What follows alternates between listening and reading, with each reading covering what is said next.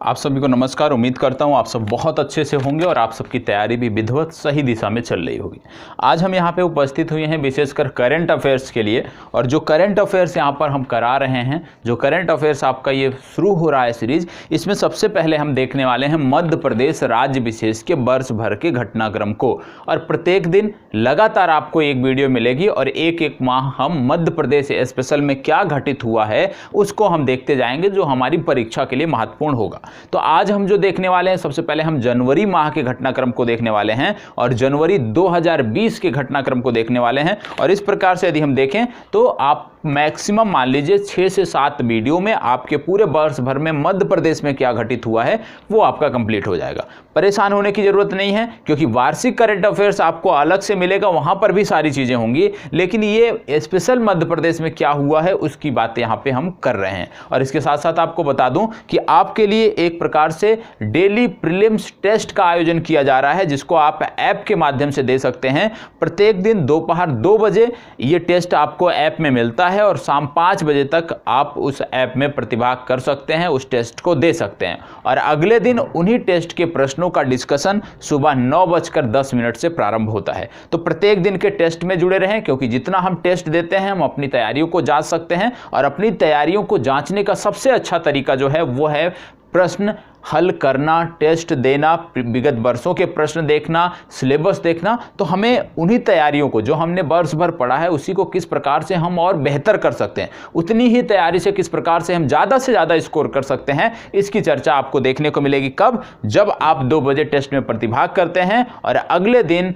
सुबह 9:10 पर हमारे साथ जुड़ते हैं, लाइव सेशन में उपलब्ध होते हैं। तो 9:10 सोमवार से शुक्रवार आपका लाइव सेशन होता है, अवश्य उपस्थित रहें और अपनी तैयारी को विधिवत बनाएं। तो चलिए हम देखने वाले हैं मध्य प्रदेश के घटनाक्रम के बारे में। और मध्य प्रदेश का जो घटनाक्रम हम देखने वाले हैं, सबसे पहले आज हम देखने वाले हैं जनवरी माह में, विशेषकर जनवरी 2020 में मध्य प्रदेश में क्या घटित हुआ है जो हमारी परीक्षा के लिए महत्वपूर्ण है। तो सबसे पहले आपको बता दें, मध्य प्रदेश में जो जनवरी के 2020 की शुरुआत में जो घटनाक्रम हुआ था वो था कि मध्य प्रदेश में यदि हम देखें तो भारत का पहला ई अपशिष्ट क्लिनिक खोला गया था। ई अपशिष्ट क्लिनिक सबको याद होगा, ई अपशिष्ट क्लिनिक करंट अफेयर्स में मैंने इसकी चर्चा भी की है। तो मध्य प्रदेश में सबसे पहले क्या हुआ, ई अपशिष्ट क्लिनिक खोला गया। कब खोला गया? जनवरी माह में खोला गया। कहीं कहीं आपको देखने को मिलेगा ई बेस्ड क्लिनिक, तो ई बेस्ड क्लिनिक या ई अपशिष्ट क्लिनिक दोनों ही चीजें एक जैसी हैं। अब बात आती है कि ये कहां पर खोला गया। ई अपशिष्ट क्लिनिक खुला तो कहां पे खुला? ये आपकी खुला राजधानी भोपाल में। तो राजधानी भोपाल में देश का पहला ई अपशिष्ट क्लिनिक खोला गया। अब बात आती है कि किन संस्थाओं ने इसमें सहयोग किया, किन संस्थाओं के द्वारा खोला गया।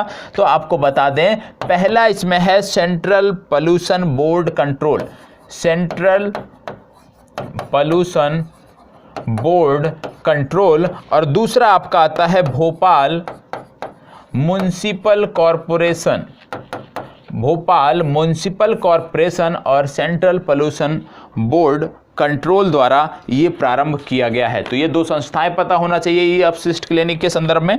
इसके साथ साथ क्योंकि मध्य प्रदेश की बात हो रही है, भोपाल की बात हो रही है, राजधानी शहर है भोपाल, तो मध्य प्रदेश की कुछ चीज़ों का हमें रिवीजन करना है। जैसे सबसे पहले हमने देखा कि राजधानी है भोपाल, ठीक है। यदि हम पूछे मध्य प्रदेश का राजकीय पशु क्या है, तो जवाब आएगा बारहसिंघा।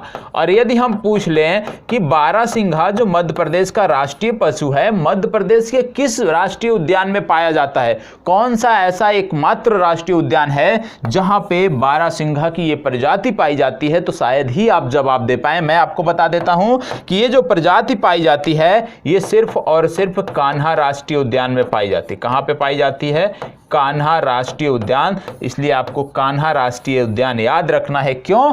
क्योंकि यहाँ पे मध्य प्रदेश के राजकीय पशु बारहसिंघा की बेहतर आबादी यहाँ पे रहती है। हालांकि अब कान्हा से बारहसिंघों के दूसरे स्थानों पर भी भेजा जा रहा है। मध्य प्रदेश के विभिन्न स्थानों पर बारहसिंघे जो हैं यहाँ से भेजे गए। वर्तमान समय में इनकी जो आबादी है लगभग 600 से 800 की संख्या में ये कान्हा राष्ट्रीय उद्यान में है। ठीक है, इसके बाद बात आता है वृक्ष, राजकीय वृक्ष, तो बरगद आपको याद रखना है। इसके बाद आपको याद रखना है राजकीय फसल, तो राजकीय फसल सोयाबीन आपको याद रखना है। ठीक है, सोयाबीन यहाँ की राजकीय फसल है। तो ये चीज़ें हैं जो आपको पता होना चाहिए। इसके साथ साथ यदि हम देखें तो वन जीव अभ्यारण्य भी बहुत सारे हैं मध्य प्रदेश में, बहुत सारे राष्ट्रीय उद्यान हैं। तो कुछ की चर्चा हम कर लेते हैं। सबसे पहले आप देखेंगे Bandhavgarh national park. Bandhavgarh national park यदि पूछा जाए कहाँ पे है, मध्य प्रदेश में बताएंगे। इसके बाद आपसे एक पूछा जाता है मंडला प्लांट फॉसिल राष्ट्रीय उद्यान। मंडला प्लांट फॉसिल राष्ट्रीय उद्यान।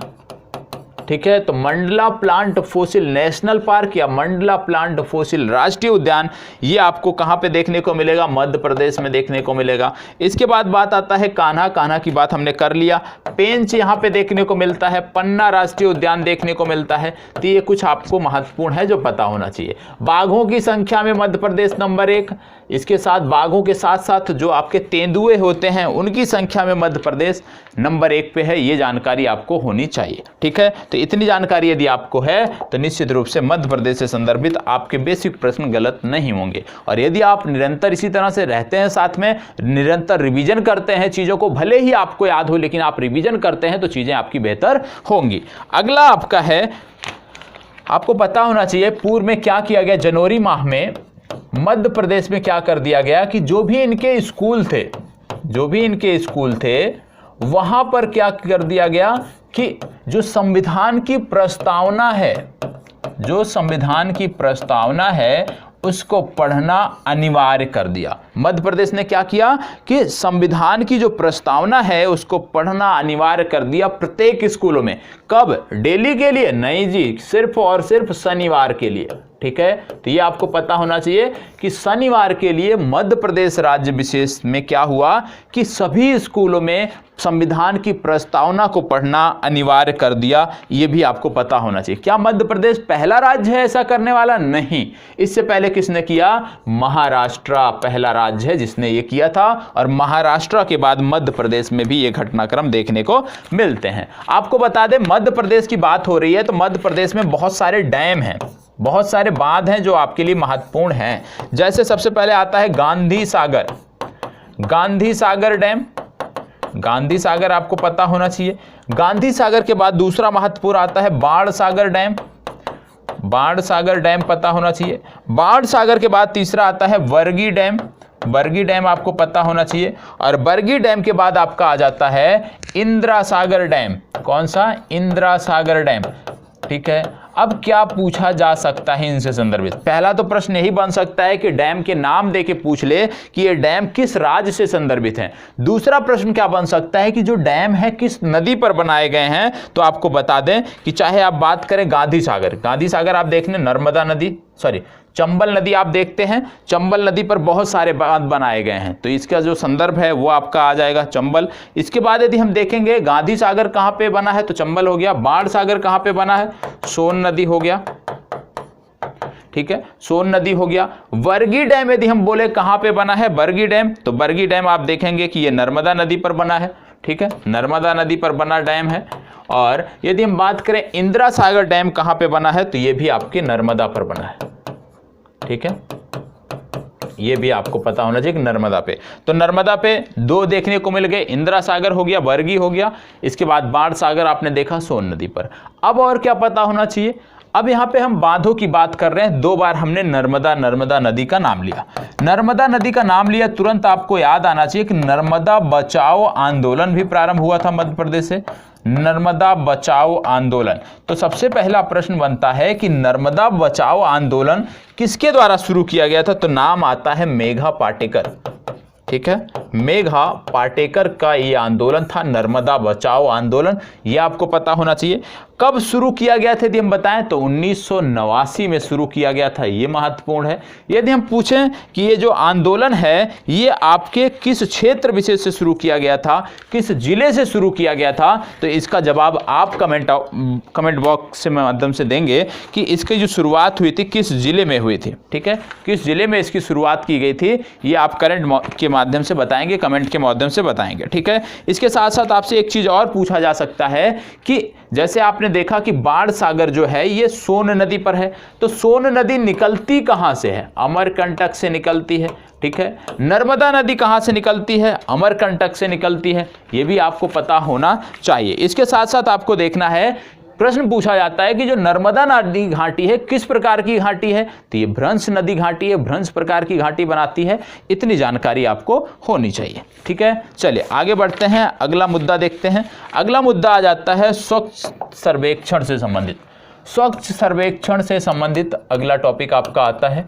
ठीक है, ये भी जनवरी माह में जारी किया गया था। स्वच्छ सर्वेक्षण 2020 अभी चल रहा है, 21 वाला मार्च माह में है, तो अप्रैल तक इसकी डिटेल आएगी, तो जब डिटेल आएगी तो हम पढ़ लेंगे। ठीक है, अभी हमें क्या देखना है? स्वच्छ सर्वेक्षण 2020।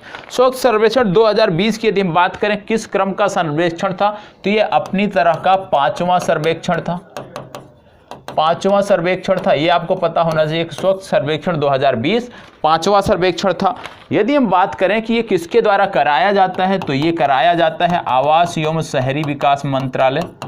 आवास एवं शहरी विकास मंत्रालय।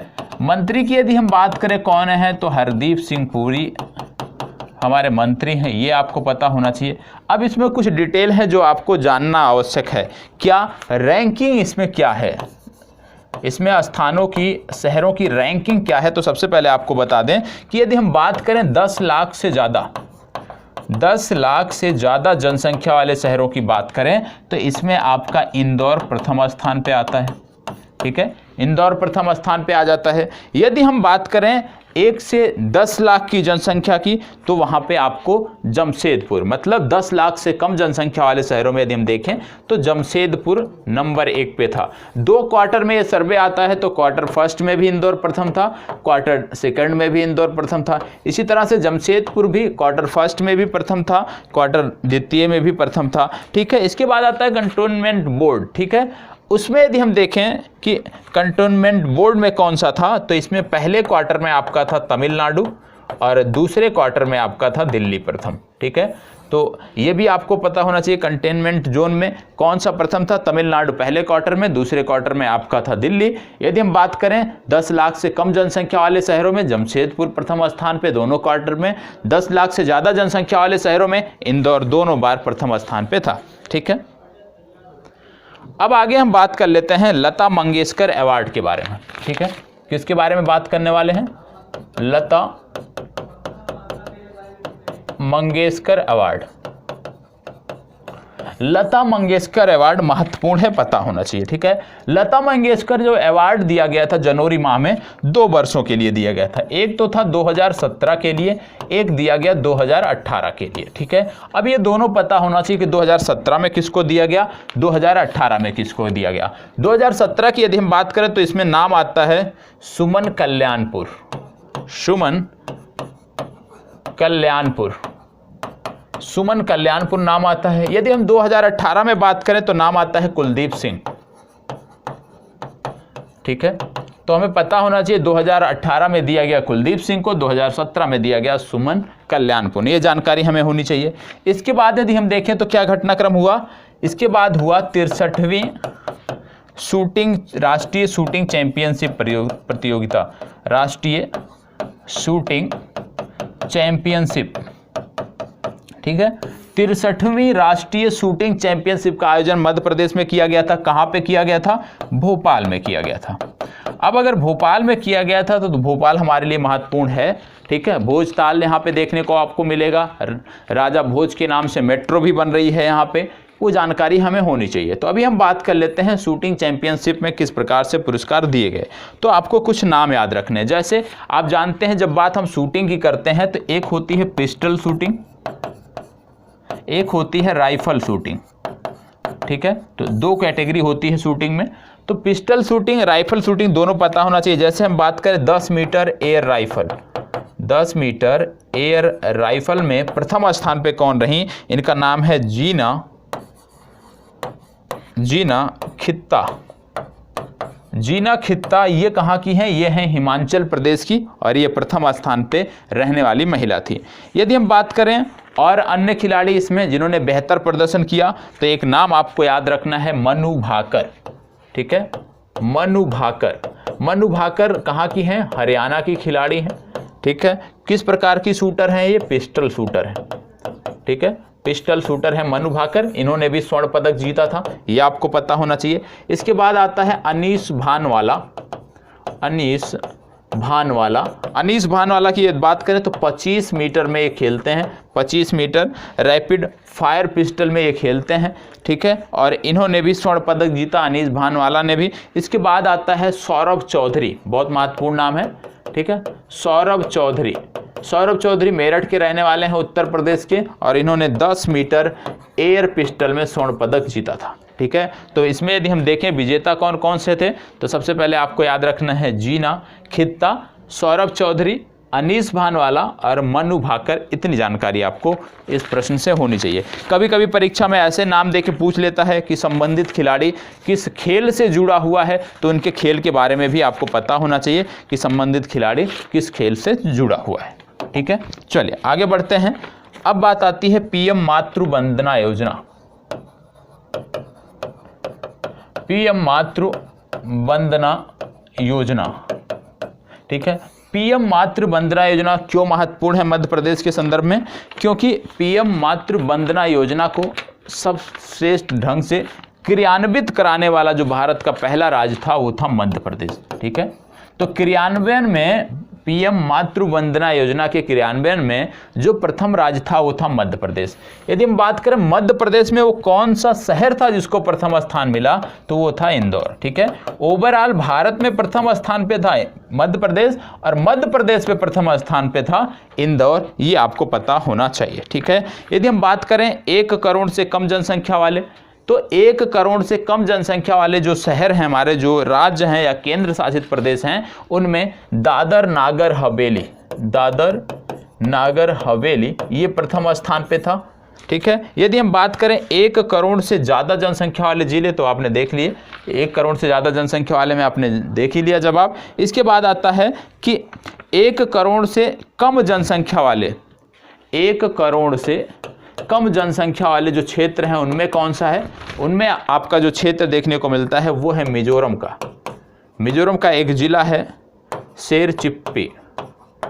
ठीक है, तो ये महत्वपूर्ण नहीं है, इस पर नहीं जाना है। ये आपको पता होना चाहिए कि प्रधानमंत्री मातृत्व वंदना योजना के क्रियान्वयन में मध्य प्रदेश का पहला स्थान था। और यदि हम बात करें मध्य प्रदेश में पहले स्थान पे कौन सा क्षेत्र था, तो इंदौर पहले स्थान पे था। इतनी जानकारी आपको इस प्रश्न से होनी चाहिए। ठीक है, आगे बात कर लेते हैं कुछ जीआई टैग की। कुछ जीआई टैग दिए गए हैं मध्य प्रदेश के संदर्भ में जो हमें पता होना चाहिए। ठीक है, कौन कौन से जीआई टैग दिए गए हैं? जैसे आप जानते हैं मध्य प्रदेश में यदि हम देखें तो 2 प्रमुख, एक तो है आपका चंदेरी साड़ियाँ, चंदेरी की साड़ियाँ, इनको जीआई टैग मिला है पूर्व में मध्य प्रदेश में। इसके बाद आता है इंदौर के चमड़े के खिलौने, इंदौर के चमड़े के खिलौने, इनको भी जीआई टैग मिला है।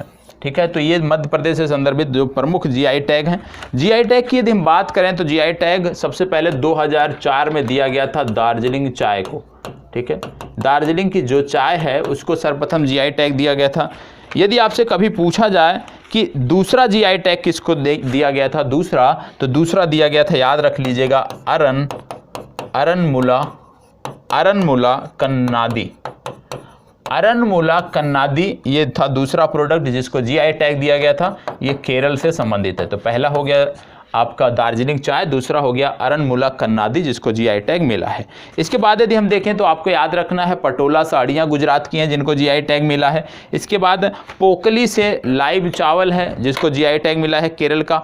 फेनी शराब है गोवा की जिसको जीआई टैग मिला है। तो ये कुछ चीज़ें हैं जो आपको पता होना चाहिए। यदि कभी आपसे पूछा जाए बंदर लड्डू कहाँ का है जिसको जीआई टैग मिला है, तो ये आंध्र प्रदेश का है, ये भी आपको पता होना चाहिए। ठीक है, इसके बाद यदि हम बात करें तो आप देखेंगे अगला टॉपिक जो आपको देखने को मिलेगा वो आपको देखने को मिलेगा कुछ स्पोर्ट घटनाक्रम। और स्पोर्ट घटनाक्रम तो हम विशेष रूप से कवर कराते हैं तो इसलिए उसकी चर्चा हम यहाँ पे नहीं कर रहे हैं। अब बात आती है कि भारत का पहला राज्य कौन सा है जिसने यूनिफाइड व्हीकल रजिस्ट्रेशन प्रारंभ किया। यूनिफाइड या एकीकृत कह लीजिए, यूनिफाइड व्हीकल रजिस्ट्रेशन प्रारंभ करने वाला देश का पहला राज्य कौन सा है, तो देश का पहला राज्य है मध्य प्रदेश। ये भी आपको पता होना चाहिए। ठीक है, एकीकृत वाहन रजिस्ट्रेशन करने वाला पहला राज्य आपका जो है वो है मध्य प्रदेश। और ये जो रजिस्ट्रेशन है ये पूरे भारत के लिए मान्य था, ये भी आपको पता होना चाहिए। ठीक है, यदि हम बात करें दूसरा राज्य आपका, मैंने आपको बताया यूनिफाइड व्हीकल रजिस्ट्रेशन करने वाला जो है ये आपका दूसरा राज्य आपका है एमपी, पहला राज्य था यूपी। ठीक है, ये दोनों देख लीजिएगा कि यूनिफाइड व्हीकल रजिस्ट्रेशन जो प्रारंभ हुआ था उसको लॉन्च करने वाला यदि हम देखें तो पहला राज्य कौन सा है। पहला राज्य आपका सबसे पहले देखिए, इसमें दो चीज़ें हैं जिसमें अंतर है। एक है आपका यूनिफाइड व्हीकल रजिस्ट्रेशन और एक आपका है यूनिफाइड डीएल रजिस्ट्रेशन।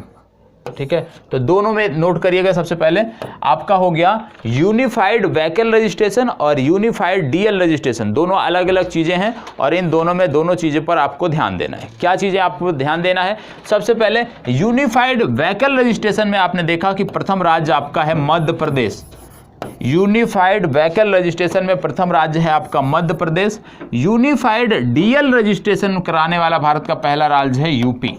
ठीक है, डीएल की बात आती है तो संदर्भ हो जाएगा यूपी। यदि आपकी बात आती है कि यूनिफाइड व्हीकल रजिस्ट्रेशन तो आपका जवाब होगा मध्य प्रदेश। ठीक है, तो मध्य प्रदेश व्हीकल रजिस्ट्रेशन में है, उत्तर प्रदेश डीएल के रजिस्ट्रेशन में है। ठीक है, ये आपको पता होना चाहिए। और यदि हम बात करें डीएल के रजिस्ट्रेशन में मध्य प्रदेश है कि नहीं, मध्य प्रदेश दूसरे स्थान पर है। तो सिर्फ इतना याद रखना है कि यूनिफाइड व्हीकल रजिस्ट्रेशन कराने वाला भारत का पहला राज्य है Madhya Pradesh, unified DL registration कराने वाला भारत का पहला राज्य है उत्तर प्रदेश। ठीक है, क्लियर। चलिए अब हम बात कर लेते हैं निमाड़ चिली फेस्टिवल की। Nimar chilli festival, Nimar chilli festival, Nimar चिली महोत्सव, ये आपका महत्वपूर्ण है। ये पहला संस्करण इसका था जो जनवरी माह में शुरू किया गया था। पहला संस्करण था एमपी में निमाड़ चिली फेस्टिवल का। यदि आपसे पूछा जाए कि कहाँ पर शुरू हुआ था तो खरगोन जिला है मध्य प्रदेश में, खरगोन जिले में इसको शुभारंभ किया गया था। ये शुरुआत की गई थी खरगोन जिले में। यदि हम स्थान की बात करें तो स्थान आपको याद रखना है कासरवाड़ नामक स्थान है खरगोन जिले में, जहां पे निमाड़ चिली फेस्टिवल का पहला संस्करण आयोजित किया गया था। उद्देश्य क्या था इसका उद्देश्य क्या था? उद्देश्य है कि जो चिली है, जो मिर्च है, उसके किस प्रकार से उसके व्यापार को प्रोत्साहित किया जाए, किस प्रकार से विभिन्न क्षेत्रों के लोगों को, जो उद्योगपति हैं, जो उद्योग हैं, उनको किस प्रकार से इनसे संगत उद्योगों को किस प्रकार से जोड़ा जाए, किस प्रकार से उनका विकास कराया जाए, ये इसका उद्देश्य था। ठीक है, इसके बाद बात आती है नर्मदा महोत्सव की। नर्मदा महोत्सव